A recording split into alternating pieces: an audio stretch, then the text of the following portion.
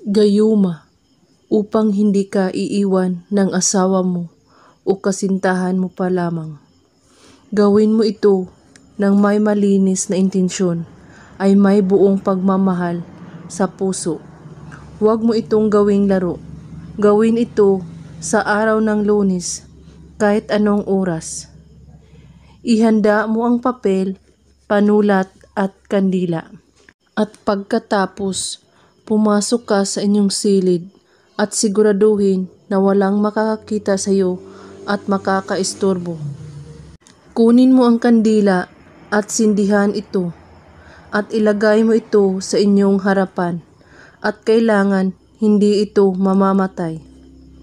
Sa papel, isulat mo ang kanyang kumpletong pangalan at ang kanyang kapanganakan ng 1 beses. At pagkatapos, itupi mo ang papel sa 2, saka ito hawakan mo at ipikit ang iyong mata at pagkakaisipin ang taong inyong ginagayuma.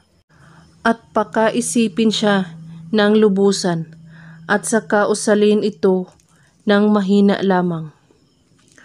Sukuham, lantam, sanitam, kuriyam, dipatan, taloble, usumya, sukuan. 3 beses mo ito ulit-ulitin sa pagbigkas.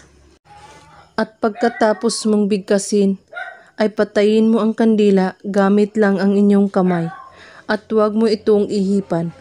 At ang papel, tupiin mo ulit hanggat ito ay maliit at ilagay ito sa inyong wallet.